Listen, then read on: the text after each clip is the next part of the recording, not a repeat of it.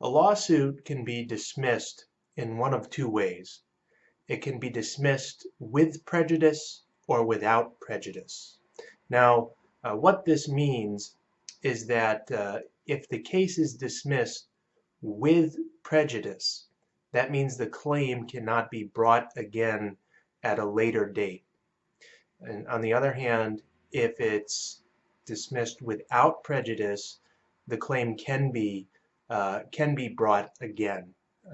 So essentially, the way this works, a lot of cases are not brought to trial and tried to conclusion. So a lot of people will file lawsuits and then they'll be dismissed in a number of different ways. Often there's a settlement agreement. So if the plaintiff and the defendant decide to settle the matter outside of court, the case will end up getting dismissed. And if this happens, usually one of the terms of the settlement agreement is that the case is dismissed with prejudice. In other words, it can't be brought again, can't be brought back to life and tried again. Also, something that's very common is something called summary judgment, where a plaintiff will file a case and then usually the defendant will file a motion for summary judgment, essentially asking the court to throw the case out because there's really no genuine issue of material fact in the pleadings.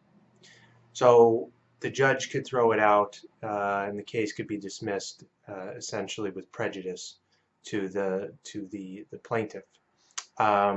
Occasionally a case will be thrown out for some procedural reason or dismissed for a procedural issue, and in those cases many times it's dismissed without prejudice. So in other words, the procedural issue can be fixed and the plaintiff can re-bring the claim at court. All right, so I hope that clarifies things. If you're in the middle of a legal dispute and you're discussing a settlement agreement, you're going to see the phrase with prejudice in the release or in the terms of the settlement agreement, so you should know what it means.